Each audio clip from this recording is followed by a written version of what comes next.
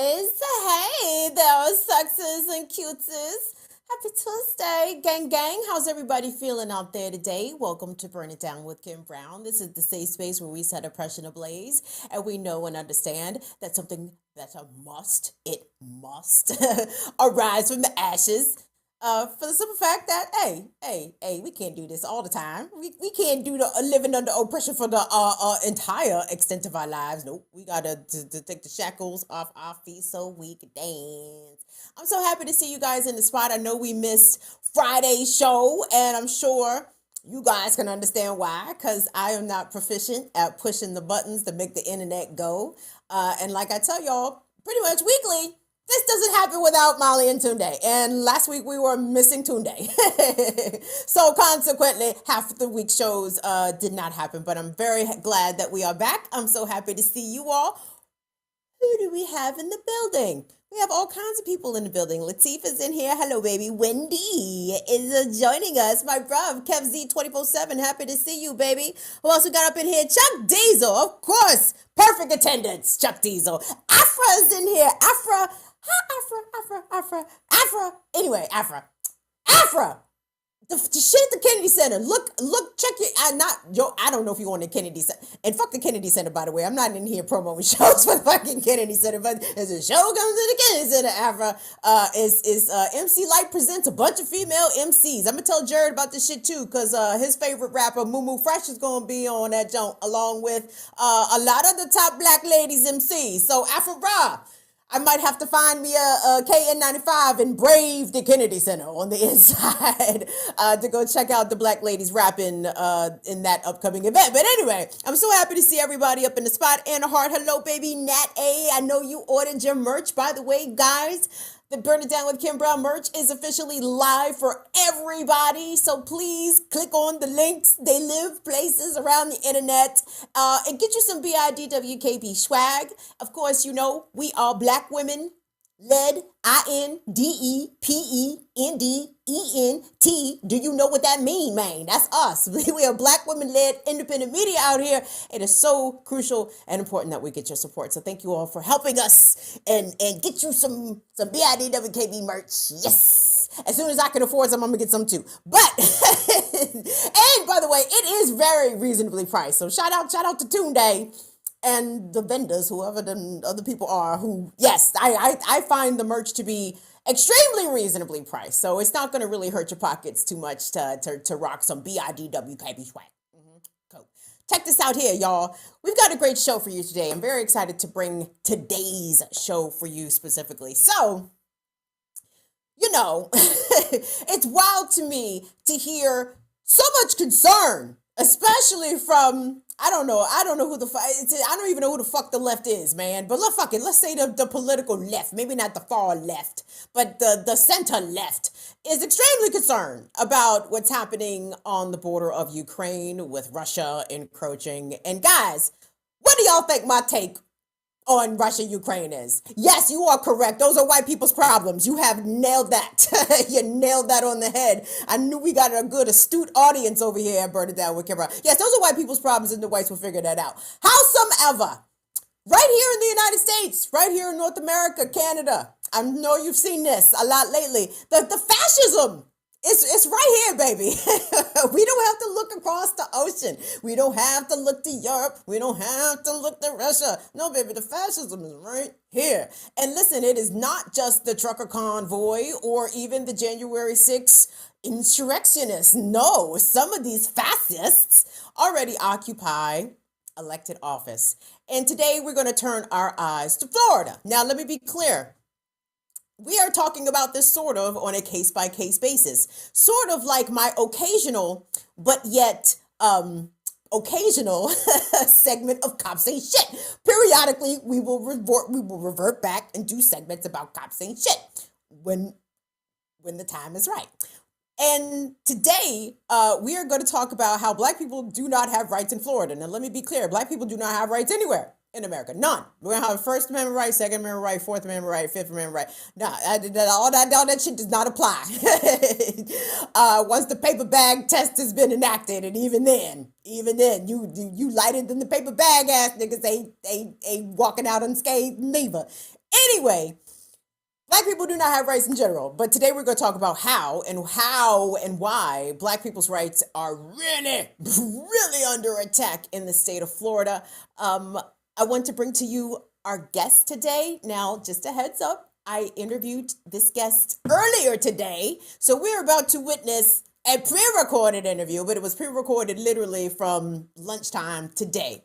And I was very happy to talk with Ben Frazier from the Northside Coalition of Jacksonville. And guys, if you could pop up that PR1, that PRI two Tunde, the one from Tallahassee, I believe, the latter one. So guys, DeSantis, in addition to introducing laws banning the instruction of critical race theory and tossing out books penned by Black authors and LGBTQ authors and making it legal. So if white people feel uncomfortable about racial shit, they can sue people? What in the fuck is happening? And a bunch of civil rights groups, including the Northside Coalition, filed federal suit against DeSantis over the HB1 law, the alleged anti-rioting law. Toby Swoley, thank you so much for your support, dearest. We appreciate that so much. Thank you, Toby. And DeSantis had my guest literally removed from a press conference, from a governor's press conference. Let me not say DeSantis himself, but rather DeSantis's people had my guests escorted out in handcuffs by the Florida Department of Law Enforcement. Unbelievable. So I'd like you guys to join me in giving a wonderful flame emoji laden Burn It Down with Kim Brown welcome to our guest today, Mr. Ben Frazier, who is the president and the founder of the Northside Coalition in Jacksonville. Mr. Frazier, thank you. Welcome to Burn It Down with Kim Brown. It is indeed my pleasure to be with you today. Thanks for inviting me over. Mr. Frazier, there is a lot happening in Florida, and a lot of it is stemming from your Republican governor. Let me not say your governor, sir, because I have confidence that you did not vote for Ron DeSantis. He laughs. Governor DeSantis, we're calling him Governor deFascist because it appears that Governor DeSantis, along with the Republican-led Florida legislature, is determined to do a lot of bad things to the Black people in Florida and to the Black community, ranging from restricting voting rights access to restricting the teaching of Black history to outright allowing or advocating for bills that allow protesters, and we know that it is specified at Black protesters, to be struck and hit by motorists if protesters are blocking the streets. So we have a lot to get into. In addition, sir, DeSantis unceremoniously had you removed from a press conference several weeks ago, and I'd like us to get into that as well. But I wanted to talk about some policies first, because I know that a federal lawsuit was making its way through the courts regarding the so-called anti-riot bill passed by the Florida legislature, and one federal judge blocked this law. Could you talk to us about what brought about the actions by a number of community groups to sue the governor and the state behind the so-called anti-riot law? Well, let's be clear about it. This thing is not simply partisan. It's not just about Republicans, not just about Democrats. It's not even just about Black folks and white folks. We're talking about HB1, the so-called anti-riot law. We call it the anti-protesting law. This is simply a story about right and wrong. This is anti-democratic, unfortunately, what this Republican governor is doing. He's throwing out this raw meat to his Republican base, these extremists, these radicals, in an attempt to satisfy their desire to come at people who are protesting, utilizing their First Amendment rights. HB1 is a law that we saw as patently unconstitutional from the very beginning.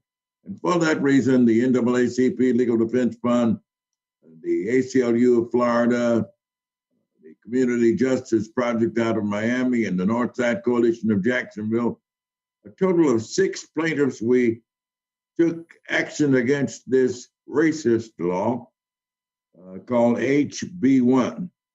And we recognize that it is, in fact, a law designed to kill our First Amendment rights to free speech and freedom of assembly.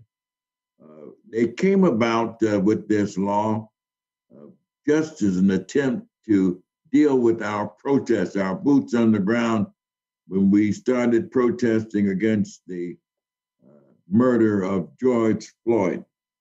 We knew that we had to do something, and they knew they had to do something. So this is how they decided to strike back, to come up with an patently racist law designed to chill our First Amendment rights. But it was targeting Black organizers. It was targeting Black protesters.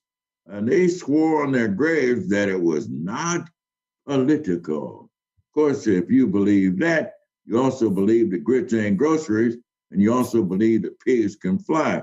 Of course, it's political. It is, in fact, a law that is targeting Black protesters and their allies who demand racial justice. And it's already, by the way, Kim, slowed down the protest activity here in Florida. The law was passed, of course, as I said before, in direct response to the national protest demanding justice for Breonna Taylor and, of course, for George Floyd and others.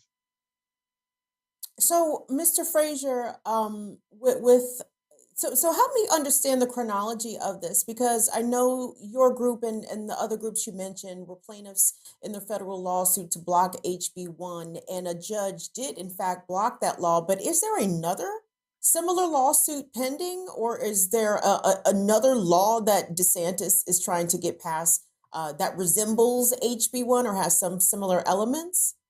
No, where we are right now is that we have succeeded thus far in having this preliminary injunction against HB1. So essentially, it is a substantial victory that we've been able to effect, because this decision enjoins the governor from enforcing HB1. So we've got them locked up right now. But this is just one battlefront victory against essentially a very racist law. The battle won't be over. The war won't be over, this legal war, until the court finally agrees with us that HB1 is too ambiguous, too vague, too broad, and of course, unconstitutional. That has yet to occur. Well, Mr. Frazier, we know HB1 is just one of the racist laws, because unfortunately there can never be just one. They have to go in, they have to roll as a group. They got to roll in pairs, or at least for the purposes of this discussion, I want us to talk about the anti-woke bill that DeSantis has made a conservative culture war sort of topic, the issue of teaching of critical race theory, which people understand that critical race theory is taught at the university level only. It is not K through 12 curriculum, but those of us like you and me understand that even framing the teaching of American history or the context of Black people's role in American history, by framing all of that as critical race theory is an attack on that history and an attack on our children learning that history. I want us to hear from the governor, if we could, really quick. Tunde, that is going to be, I believe, the very last video on the doc. This is from Governor DeSantis's Twitter page. And this is a video that he posted to his account back on the 15th of December. And the tweet says, in Florida, critical race theory will not be tolerated. CRT is DOA. I want us to take a look at this clip, Mr. Frazier, and then get your reaction to this latest policy initiative from the DeSantis administration. Let's take a look. So today we are going to be introducing to the public, and we have legislators who are going to help us with this, a new piece of legislation for the upcoming legislative session called Stop Wrongs Against Our Kids and Employees Act, the Stop Woke Act. And it's something that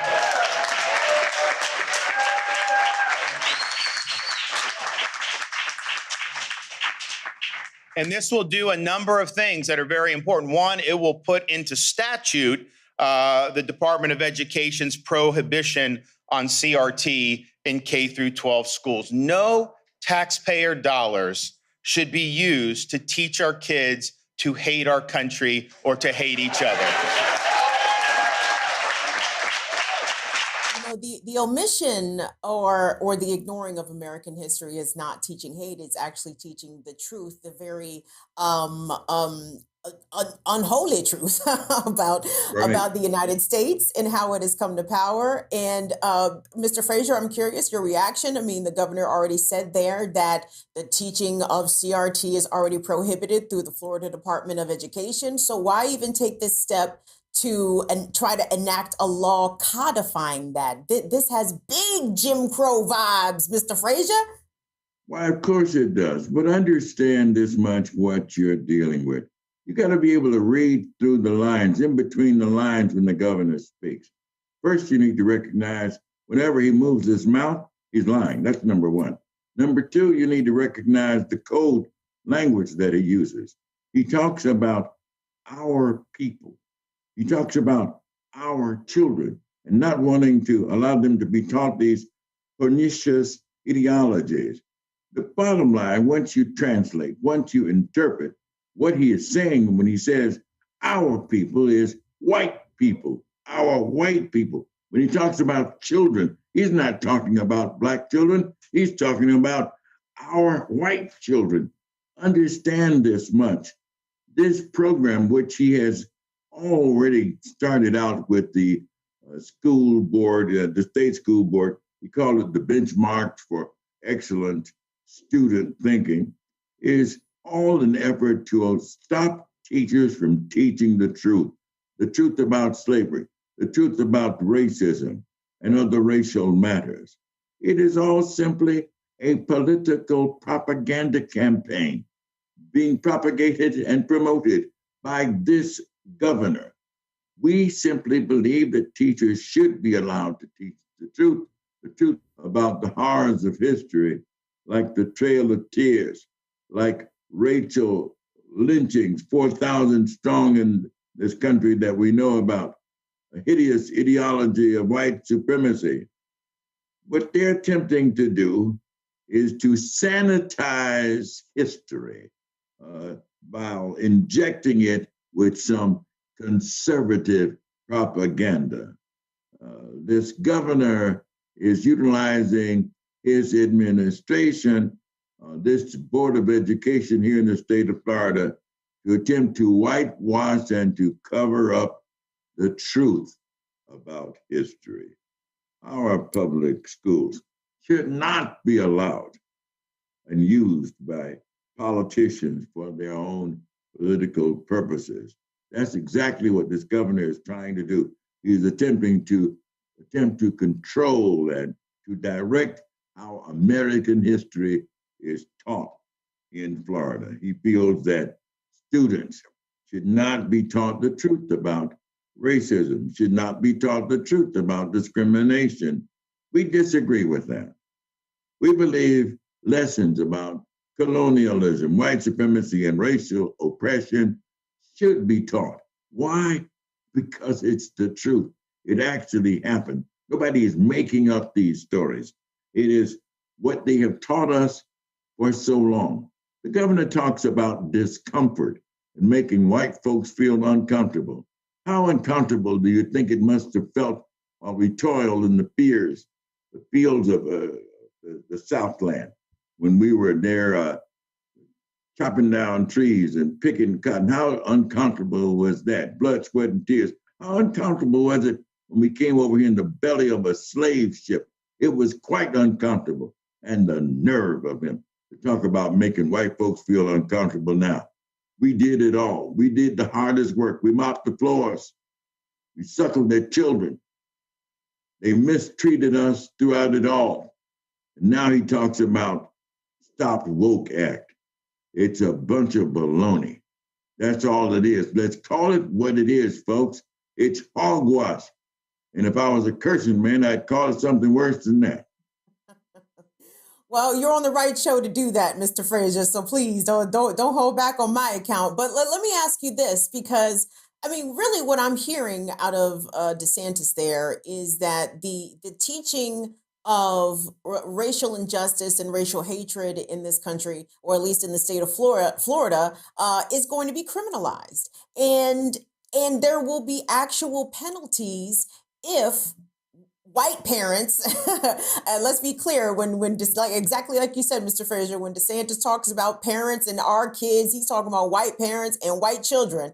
But when white parents discover that Martin Luther King said more than "I have a dream," and they complain and then they file suit, I mean, this comes into a very serious situation for our public school instructors, particularly those who are Black or those who are non-Black and are on the side of teaching the truth. What are educators saying to you? What are you hearing from them about their concerns regarding this new proposed law?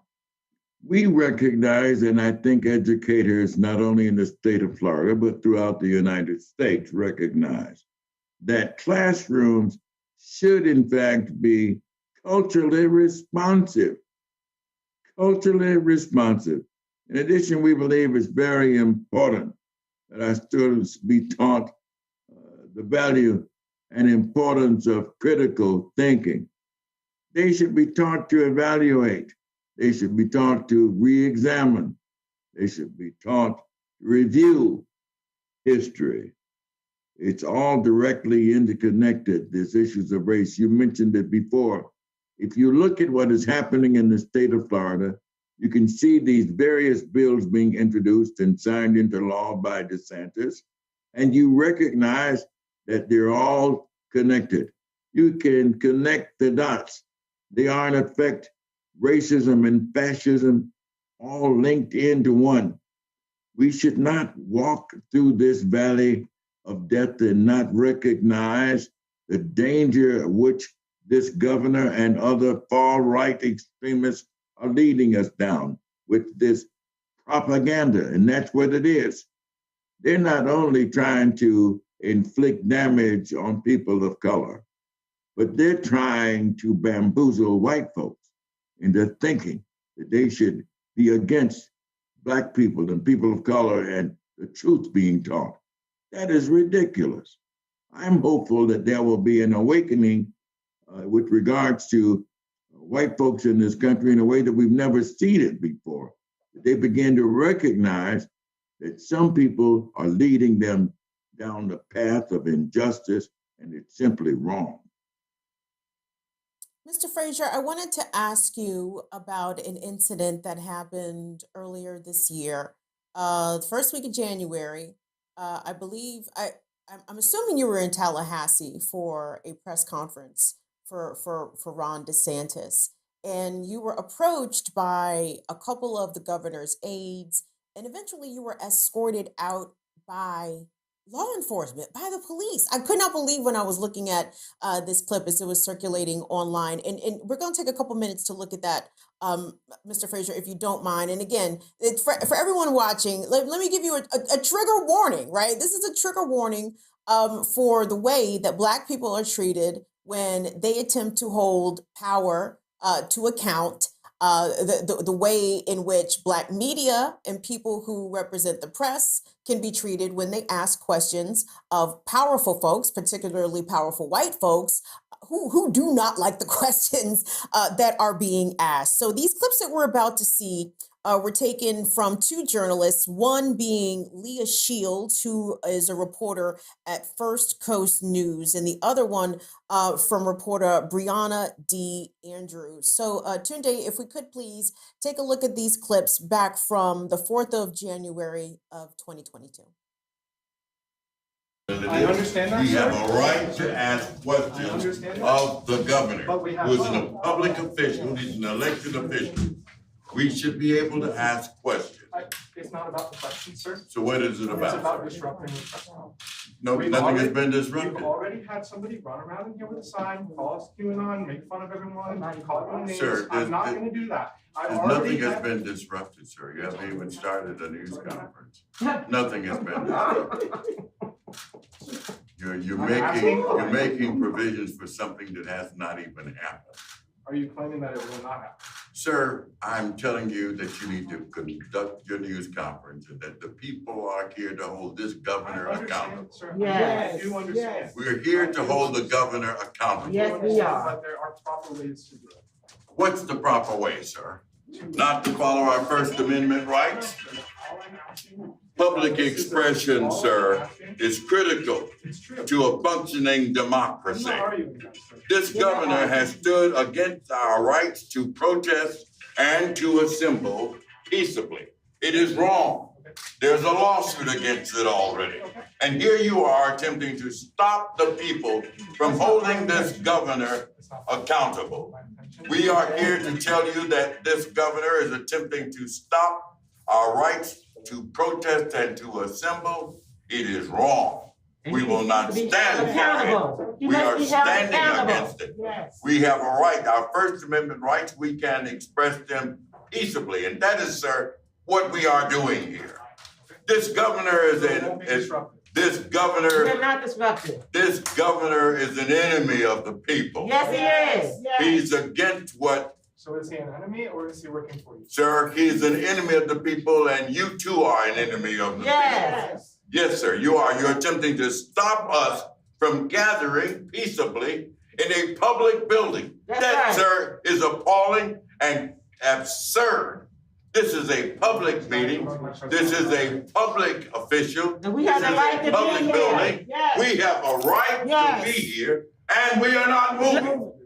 We pay. Well, this is the Florida Department of Law Enforcement, and if they've asked you to leave, then that's the case. That's what? Well, if he's with the Florida Department of Law Enforcement, No, I'm he's not. sorry, I'm just the getting Department, here. I'm Department of Management. No, he's Yeah. not. He's not with law enforcement. But if they've asked you to leave, if the facilities have asked you to leave, then I think that's the polite thing to do. But we're happy to interact with you guys, but they've Well, asked you to leave. We appreciate that. But Yeah. this is a public building, Sure, and we don't intend on moving. sure, okay. Thank you for the conversation, but again, we'd like to start our press Go conference. ahead, We can't please. do that Please feel until you free. guys leave after, as the request. Please go ahead with your news conference. But we can't do that until we've asked you to leave. So why do we have to Why do we leave? have to leave? It's a public What's so Because private? having a private press A conference, you're being private disruptive press to that. conference We're with a having- public We official? don't allow the members of the public to come to the Excuse press me, ma'am. conference. Let me just Sir. get this straight. Yeah. You're having a private news conference with a public official on We don't public allow members of property. the public to come to our press conferences. This is for members of the media with the elected officials. They have the conversation. If we want to have a separate conversation that you guys want. to have Well, that here's discussion, my question then to we- you. Here's my question. What about the press conferences What that he's about? had at schools, where he's had the whole school there, and other places where But he's had those, his we, people for around? security. I don't know why you have me in handcuffs. Why? We're here for press. Why am I being handcuffed? Reset for the press conference. Why am I being handcuffed? He's, because we're asking. Why am I being handcuffed? Mr. Frazier is. I have not done anything to anyone. Why am I being handcuffed? Mr. Frazier, please. Why am I being handcuffed? If you guys want to come, just meet downstairs. I'll speak to you. Why am I being handcuffed, Sergeant Darrell? Okay, we'll come downstairs right now. So we'll start. You got it, come on, let's walk. I asked the question, why am I being handcuffed? Am I being arrested? Am I being arrested? I'm asking a question. Just an incredible scene there, Mr. Frazier. And again, I am so very sorry that that happened to you. And there's a lot about that incident that I would like for us to sort of unpack. But for the audience, would you mind putting into context for us what brought you to Governor DeSantis's press conference that day? And what was the precipice? Obviously, pardon my language, sir, but the bullshit precipice that they use to engage you and try to make it seem as though you were being a disruption or a distraction, which you very clearly were not. So why were you there and take it from there? Well, the bottom line is that we wanted to confront the governor about major issues. We feel as if, number one, he's using this pandemic for political purposes. We don't think that you ought to use a pandemic to run for office. You need to be concerned about the safety of the people, all of the people. And in Florida, 15% of the people are people of color. We wanted to talk to him about major issues like safe, decent, affordable housing. We wanted to talk to him about quality education. We wanted to talk about health care. We want to talk about equal treatment in the criminal justice system. We recognize that mass incarceration is the new Jim Crow. We want to talk to him. This guy does not talk about issues affecting poor people. He doesn't talk about issues affecting Black people. Bottom line here, folks, is that this governor is leading the way. He is a danger not only in the state of Florida, he is a danger to this country. I am here to tell you that he embodies the threat that the dream of Dr. Martin Luther King Jr., the dream that he had for this nation, is now in danger. And I'm telling you that DeSantis is leading the march from the right wing, the extreme radicals in this country who are promoting white supremacy, white privilege, and promoting racism, prejudice, antagonism, discrimination, bigotry. He's leading this struggle. It's time for this country to wake up to this danger operating out of Tallahassee, Florida. It's time for us to wake up. In the words of Teddy Pendergrass, wake up, everybody. No more sleeping in bed. No more sleeping in bed. That's right. Mr. Frazier, I'm so glad, grateful, appreciative that you were not harmed that day.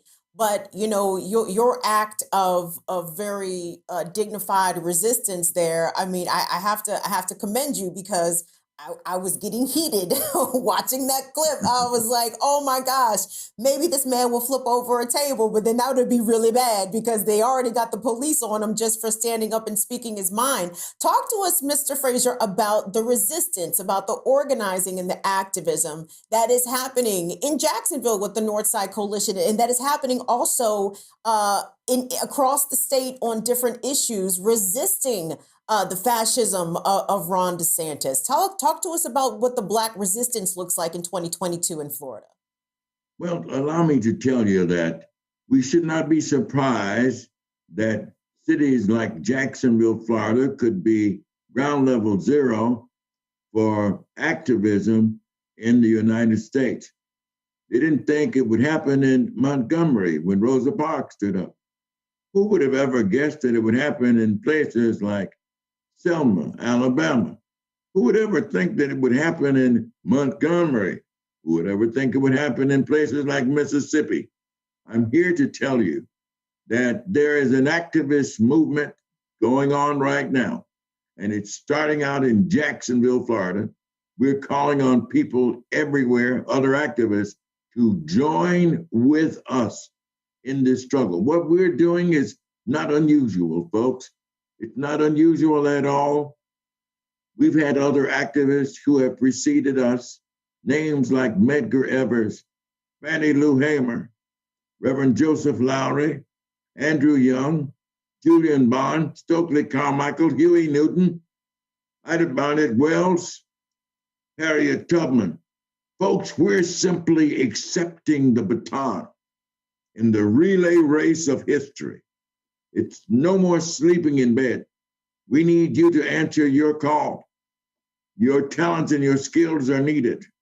What we are confronted with and what I faced that day pales by comparison to what the others had to face when they were shot down with high-pressured water hoses, little old Black ladies bitten by German shepherds, old Black men whipped across the head with billy clubs. And we all know what happened to John Lewis when he crossed the Edmund Pettus Bridge. We're suggesting, folks, that it's time for this movement to come back to life again. It's time for us to begin to protest, to march, to rally, to demonstrate. Mr. Frazier, what before we let you go, I believe all news is local, right? And I am very curious about what are the issues affecting Black and Brown people in Jacksonville that not only the Northside Coalition is working on, but what are some of the things that people who, like myself, who live in Maryland, who live in the DC area, who live outside of Florida, what do we need to be looking to Florida and to Jacksonville for the issues that people are organizing around to improve the conditions for? I think that it is imperative that we begin to stand up and speak out against any and all forms of social, racial, and economic injustice. There's a lot of violence going on out here. There are far too many guns in the hands of too many people who should not have them.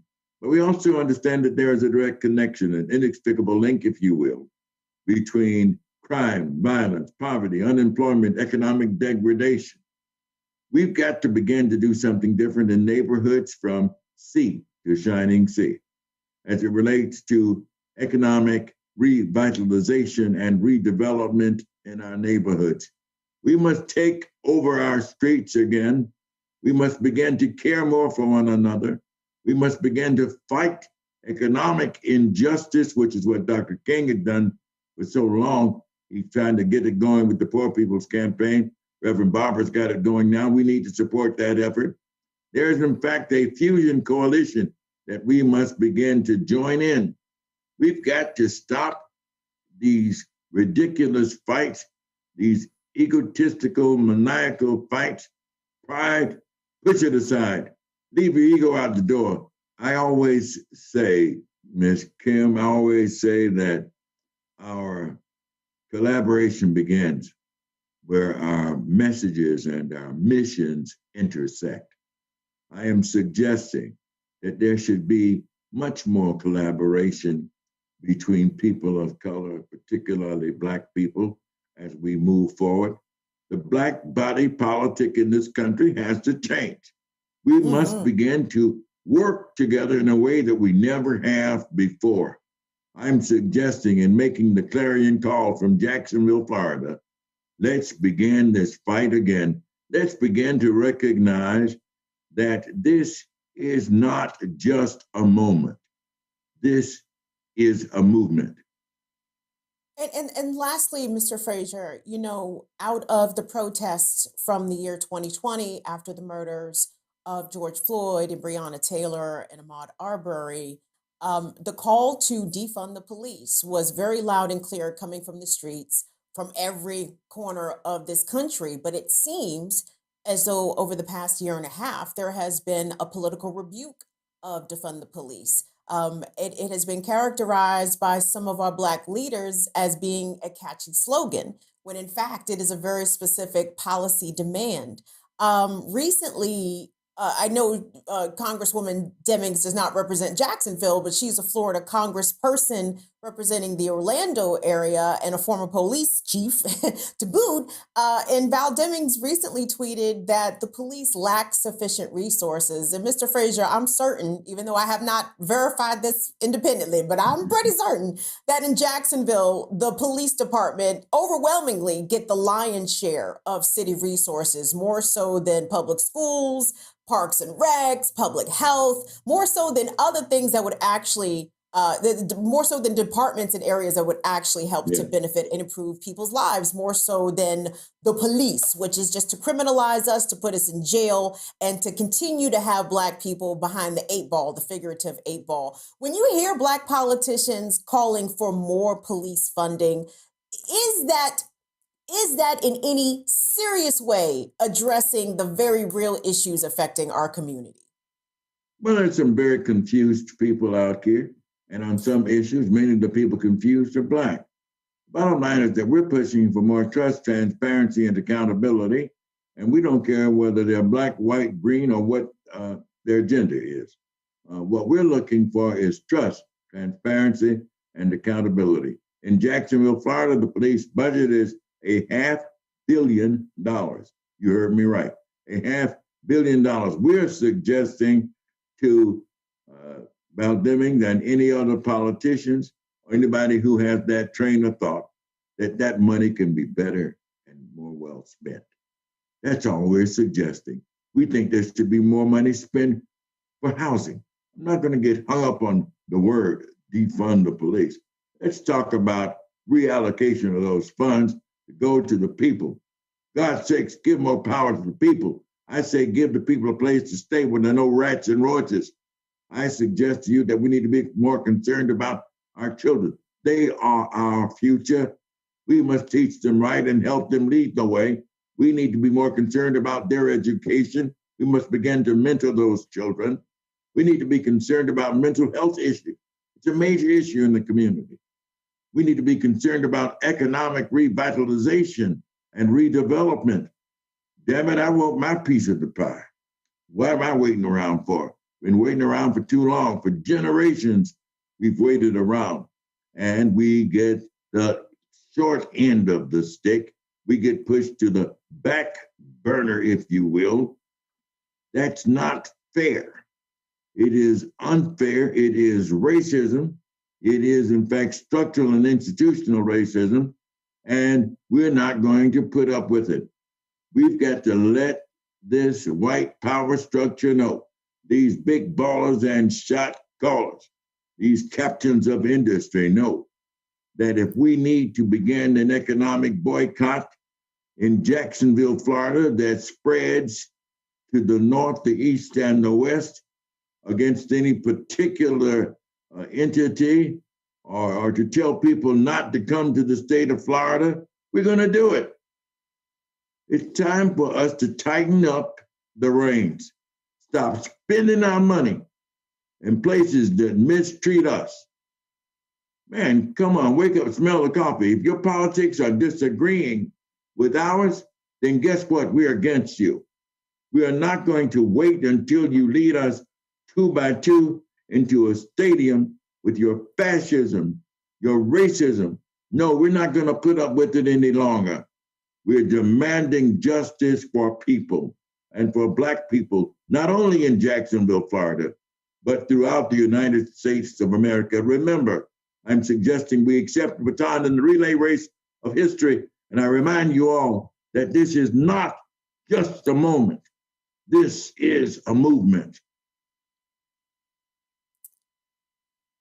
There's no perfect place to leave it, but right there. Fire Fam, we have been speaking with Ben Frazier. Mr. Frazier is the founder and the president of the Northside Coalition of Jacksonville. I believe the website is northsidecoalitionofjacksonville.com. Is that right, Mr. Frazier? The website is actually northsidecoalitionofjacksonville.com. If you'd like to reach us by email, please do so. northsidecoalition@gmail. Reach out to us. We'd love to communicate with you. I always say effective communication is absolutely essential. Well, Mr. Frazier, please add us to your press list, because I am so you just fired me up sitting here talking to you. So I really would like for you all to keep us apprised of your work and any campaigns that you're working on, and anything that we can do here to amplify the word. We would be more than happy to do so. And I'm so grateful that we were able to coordinate this. Shout out to Courtney for putting this together. Thank you so much, Courtney. And Mr. Frazier, it's been a real pleasure speaking with you. Listen, thank you so very much. And I accept that you've also accepted the baton in the relay race of history. You remind me of a journalist by the name of Ina Barnett Wells, and you are you're continuing in her tradition. Thank you for not abandoning your people in a time of need. Thank you for standing up and speaking out. Thank you so much to Mr. Frazier, and I certainly appreciate that amazing, amazing praise there, Mr. Frazier. We are just trying to do the best that we can do and doing exactly what you laid out for us to do, and that is to use our talents to continue to uplift and fight for our people. And that's exactly what the good folks at the Northside Coalition are doing in Jacksonville, Florida. Thank you again to Mr. Ben Frazier for joining us. And I am loving the comments, you guys. We're feeling everything that Mr. Frazier was saying. And the one thing that, first of all, there's several things about the way he was treated at that press conference that I didn't get to ask him. I mean, and I was watching the chat and y'all was right on it. Y'all was right on it. I'm sorry. How is he disturbing the press conference? I'm sorry, by sitting there quietly? Is that what has troubled the governor so that he has sent his people out there to remove one of our elders? Like, Lord, I mean, shout out real quick. Laura Estrada, thank you so much for your super chat support, darling. Laura just ran us some bucks, and Laura says, Kim, I'm happy that I got out of work early enough to come be here amongst the most fierce and loyal community here. Oh, that's so sweet. The most fierce and loyal community ever. You inspire me as your ally to stand up in the fire of resistance. Yes, come through, Laura. Thank you, thank you, thank you. We appreciate that. I'm so glad that you're able to be here live, Ms. Nora. Thank you. I'm glad to see you in here live as well. We'd love to see all our people in here live. And again, let me know, y'all. I want to talk to more people across the country who are working in their community, like Mr. Frazier, because guess what? Florida isn't the only state that is quickly turning fascist out here, right? I mean, a lot of us live in places where the shit is looking real funny. It's starting to look real funny outside. And as we can tell how the racist whites are organizing, they are putting their people on school boards. They are electing them to governor, like DeSantis, like Glenn Youngkin in Virginia. We're seeing the trucker convoy. And then we're seeing these goofy ass white liberals. Shout out to Eclectic Radical on Twitter, because Chris be getting with these white folks. And I appreciate that, Chris. Who is Jackson Hinkle? Riddle me that. Whoever the fuck Jackson Hinkle was, Jackson Hinkle got on Twitter and said something like, if you was down with Black Lives Matter, or if you oppose police brutality, you need to be standing with this trucker convoy. Nigga, if you don't get the whole fuck out of here with that bullshit. Let me explain something to you, sir. The trucker convoy has everything to do with anti-maskers and anti-vaxxers, okay? What has killed Black people the most over the past 2 years? COVID. Yes, COVID has run through the Black community. So you're telling me there's a bunch of obstinate whites refusing to wear masks and refusing to get vaccinated. These are the same people who also think that when unarmed Black people are killed by police, that maybe they should have complied. So somehow you think that we need to stand with them niggas. And see, and this is where the left falls apart very, very quickly, because some of y'all, not Fire Fam, I already know that, because I know what kind of whites we got in here. We ain't got them kind of whites, and I appreciate that, because them kind of whites is not welcome. I'm just gonna keep it a buck. But the whites that want us to build coalition with races, oh my goodness, I don't even have enough ass cheeks to tell you to kiss. I promise you that. Because that's not going to happen. It's just not going to happen. I would never be in coalition with people who find me inferior and who will use the strengths that I bring to the table, all right? You're going to use my strengths in order to better organize against me. Once we get into power, you're going to find a way to make yourself the boss, as white people and white men, and specifically racist amongst those specific demographics, have tended to do. No, thank you. Hard pass. I wish I knew why Bagheera was barking, because she's fucking me up right now. She's barking, and I would like to tell her to stop, but she's way out there, and I can hear her very clearly from in here. So anyway, there's a lot going on, and I think it's extremely important that we pay attention. Well, hold on. Maybe I should pay attention to what Bagheera's barking at. Maybe Bagheera's trying to let me know there's danger. Maybe I need to keep my pistol in here. Maybe a lot of things. The other thing that I wanted to get into, first of all, let me put a pin in that conversation, that piece of conversation right there. Because the other thing I wanted to talk to very briefly while we have about 10-ish minutes left, Toby Swoley. The article that you sent me last week, and I know several of y'all, Infinite Content, you tagged me on the shit too. Hold on. Because you guys are tagging me on articles that are different but very much related. Really quick, shout out to Courtney the SLP. I got your cash app, darling. Courtney calls it tithes. Isn't that sweet? That is so sweet, Courtney. I love you so much. That's so kind. Let me find this thing that Infinite Content tagged me in because I found it to be interesting and germane to the conversation. Now, kids, you guys know how I feel about the COVID. I have, look, anyway, I was going to put my eyebrows directly into the camera, and I have decided against doing that because I'm sure y'all can even tell from a distance that I got some struggle brows going right now. And I have struggle brows going on purpose. Why? Because I don't want nobody standing over me and breathing all in my face and doing my eyebrows, okay? A lot of my grooming, I'm not going to even hold y'all. A lot of my grooming is fell by the wayside for the simple fact I am not fucking comfortable out here. I'm so glad that all of y'all is comfortable, that y'all comfortable to go every fucking where and act, whatever. But I have not arrived at that level of comfortability. And let me be clear, I'm not even immunocompromised, right? Like I'm moving like somebody who is immunocompromised out here just because I fear COVID that much. Like I'm not trying to get fucked up by COVID that much. And anyway, I said all that to say, America's out here willy-nilly as shit, moving at a breakneck speed back towards alleged normalcy, when the fact of the matter is that it is extremely dangerous out here for all of us, okay?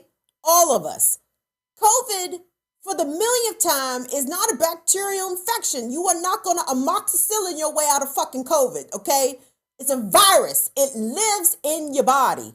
Haven't we had this chicken pox discussion, kids? Haven't we had this chicken pox discussion? Have you had the chicken pox? Well, guess what? If you had the chicken pox, that means there's a virus that's still living in your body that when you turn 50 is going to jump out and be like, shingles, bitch, gotcha, right? Okay, well, think of COVID that way. Even if you contract COVID, a so-called mild case of COVID, let's say you fucking recover from COVID. Let's say you even continue to test negative from COVID. COVID is going to post up in your shit like this. Okay, COVID is posted up in your fucking pancreas like this, nigga, in your heart, in all in your vascular system, okay? And you don't know when or if and to what extent the COVID is going to jump out on your ass again at some point in the future.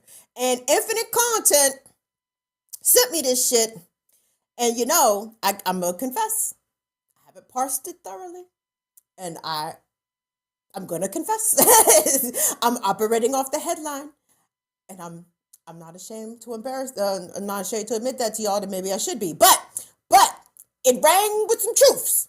It rang with some truths. Hold on. Do y'all see that? What's that say? That says, I'm going to read it to you. I'm going to read it to you because I think it's coming up backwards. But this is a tweet from NBC News. It says, having COVID increases the risk for heart failure by 72%. Increases the risk of heart attack by 63%, and increases the risk of stroke by 52%, according to a post-COVID health effect analysis. Now, I need to pause through this. I don't know who wrote this shit. It could have been, Strayer University School of Medicine. I don't know who wrote that. I need to, go through and see whether or not this is a credible source, et cetera, et cetera. But off the headline, off the strength of the headline, kids, this is not what you want for yourself. This is not what you want for your children. This is not what you want really for anybody, right? And I'm most concerned, especially for parents of kids who are too young to get vaccinated, right? Pfizer has delayed getting FDA approval for its vaccine for kids under 5, right? That's a lot of kids, okay? These are all very vulnerable kids. These are kids that are still growing and developing, whose bodies are still growing and developing. You don't want to expose them to a virus. It's still unknown, relatively unknown virus, a virus that has been oh so unpredictable this entire time we've been experiencing this pandemic. Oh, and by the way, let's get back to Toby Swoley's story. Toby Swoley sent me the story about how they're lifting the indoor masking mandates in Iowa. Oh, they're doing that. They're doing that here too. It's freaking me out, y'all. Like the shit is leading the news in Maryland and DC. Oh, the indoor mask mandates are going away. Are they going away? Why are they going away? And this is what's really killing me about this shit. Y'all, I have not seen, not now. Follow me here. Not now. A reporter ask anybody in power in Washington, D.C., Maryland, or Virginia. So what is the fucking plan for the next variant, for the next surge? Because these motherfuckers are seriously acting like, for one, like we ain't been experiencing COVID over these past 2 years. Like, this is exactly what the fuck COVID has done for the past 2 years. It has ebbed and flowed. It has ebbed and flowed. The shit has gone up and down. And not even, the shit ain't even gone like down. It has gone down from Mount Everest, right? It's not like the shit is low. If you think our shit is low, I implore you to go to the World Health Organization's website and check out some of the infection rates for other countries, especially communist countries that are doing this way better. China, Vietnam. What's my nigga Chavez? Not for Venezuela, Cuba. Like, they doing this shit way better. And America's like, oh, our numbers are way down. Yes, bitch, way down from Mount Everest. So what are they now? Mount Kilimanjaro? I mean, this shit is still ridiculous. Let's not even play silly here. So they're lifting all the masking mandates, which is basically telling disabled and immunocompromised people, hey, good luck, buddies. Wishing y'all the best out here. We hope you fare okay. Your kids may not be, children who are immunocompromised and or disabled. Your kids may not be able to attend public schools without fear of, dying. But hey, the rest of us are ready to get back to normal. And my kid is experiencing mental health problems because they got to wear a mask for 8 hours. Kiss my ass. I don't even see how you parents are out here doing this shit every day. I'd be trying to burn everything down with literal flames, actual flames. If I was a parent out here, I would be furious at what's happening, okay? So I had to drop that little nougat on y'all. But the other little nougat I wanted to drop on y'all has nothing to do with COVID. And I even am kind of even somewhat loath. I'm sorry, I have to change topics here for a moment. I'm even loath to even bring this up because y'all know I don't do this shit, right? I don't comment on celebrity shit because I don't give a fuck about what celebrities are out here doing generally.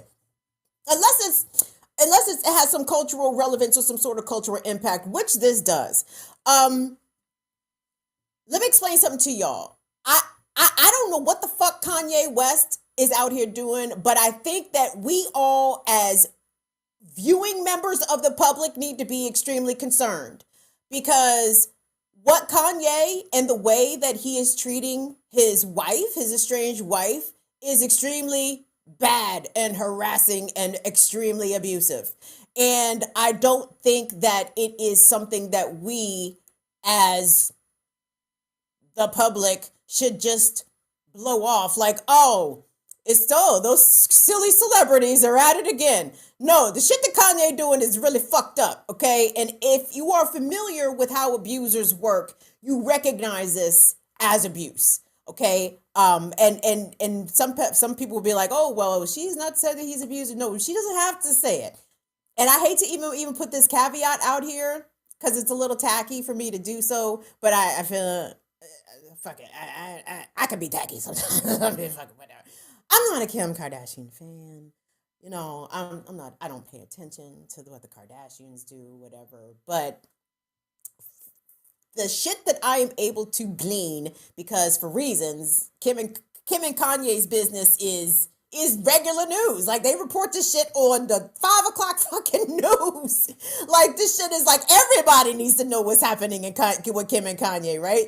But because of that pervasiveness of their celebrity and this latest details. So let me be very brief and bring you up to speed. So over the past several weeks, Kanye has been making a bunch of disparaging posts about Kim and her family on social media. He expressed some concern and alarm that I think their oldest daughter had used social media unsupervised, and then he took to social media to rail against Kim Kardashian's parenting. Listen, I don't know what either one of these motherfuckers is. I don't know. Listen, neither Kim nor Kanye West are striking me as America's top parents out here. Let me be that fucking clear. But for Kanye to disparage the mother of his children publicly on social media, he even posted something. What's the shit that I just saw? Did he delete it perhaps? He posted something on Instagram that her actions are gonna get Pete Davidson hurt out here, and it's gonna be her fault. And it's like, nigga, what? But I need you guys to understand. So, like, the particulars of what petty and ridiculous shit Kanye doing is almost inconsequential. The fact of the matter is that this is not cool. It is not cool to publicly harass people. It's not cool to privately harass people. Okay, but to do it in public shows a general level of disregard and disrespect, not only for the situation, but for the people involved who are not named Kim and Kanye. So Kanye is showing a very big disregard for the mental well-being of his children by disparaging their mother that way. Okay. And for him to harass her and for him to allegedly show up at her house with a truckload of roses. I mean, again, typical abusive behavior. He fucks up. This is his way of apologizing. Like he does, you know, understand? And this is a pattern. And again, if you look at Kanye, and again, I am so sorry to even introduce any sort of celebrity discussion on my program, because again, yes, we are better than that. Fuck it. yes, we are better than that. But again, I used to be a big fan of Kanye West's music, as most Gen Xers are, right? Like the first 3, maybe 4 albums, that nigga was yes. That was my boy. That's Kanye. We went to college together. That's my guy. Then that nigga went all the way left. And listen, his mental illness notwithstanding, that is not, just because someone is mentally ill or off their medication, again, that does not give you an excuse to abuse people, okay? It just doesn't. It just doesn't. But if you look at his past, I remember when he and Amber Rose broke up, remember he went on a big tangent about how dirty she was and how he had to take a million showers because he felt so dirty. And then the one girl, was it the last black girl that he dated? I don't know what Amber is. I'm not going to even have that conversation with y'all about what Amber is. Cape Verde, and is she black? No, we're not doing that today. We're not doing that today. But the other chick, the actual black chick that he was dating, was it Alexis? When he threw out all her clothes, like, yo, like this man has an issue with women, yo. And the fact that he won't hesitate to disparage an ex very publicly and very meanly it should give us tremendous insight into the kind of man that he is. And I'm sorry, like I am judging the shit out this nigga, because what he's doing right now is very bad. And I want you, just, if you could for a moment, subtract the celebrity element away from it, okay? Fellas and women and non-binary folks, subtract the celebrity away from this. I want you to imagine that you got a homie named Kim. You do have a homie named Kim. I'm your homie named Kim. Imagine if I call you, girl, this nigga just went on live. He just said all kinds of shit about me on live. Yeah, oh my God, no, there is a truck pulling up to my house right now. Oh my God, girl, what in the, you would tell me to get the restraining order on that motherfucker post haste. You would be yelling at me like, why didn't you get a restraining order, that nigga, yesterday, right? Like, I need you to put the regular people element into this just a tad, because some of this shit, yeah, I do think is for show and for trying to get attention, but the shit that he's talking,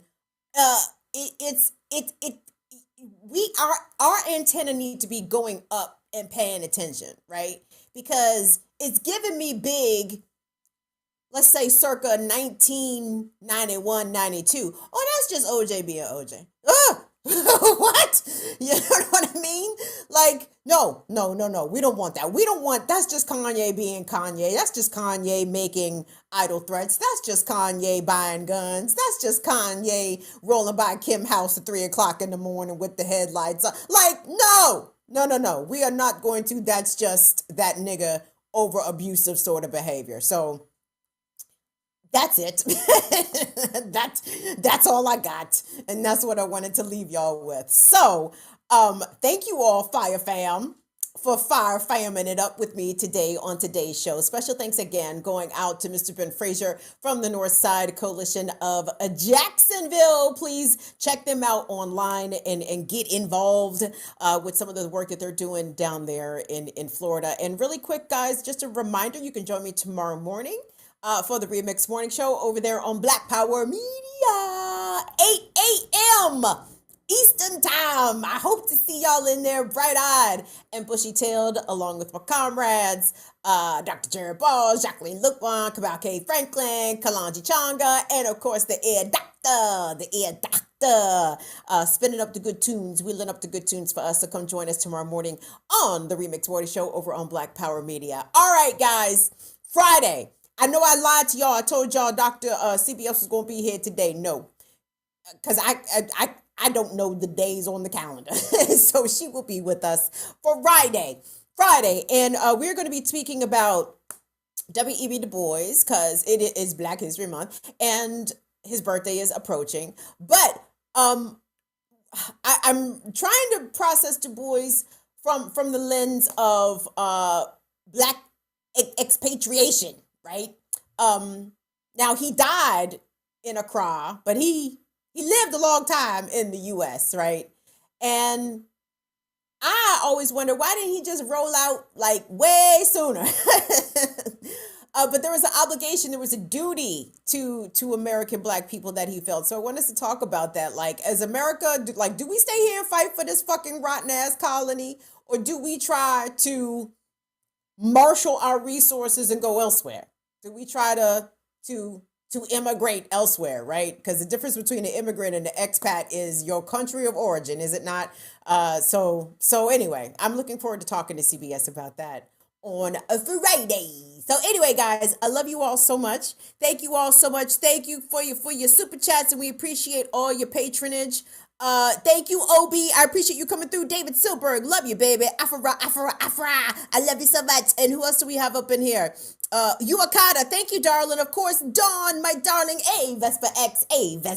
Hi, sweetie. All right, guys. Y'all popping them up too slow. I'm going to push off. Y'all have a good evening. On behalf of me, Tunde and Molly, we will see y'all back here on a Friday. See y'all later. Bye-bye, gang. See ya, Fire Fam. Ooh.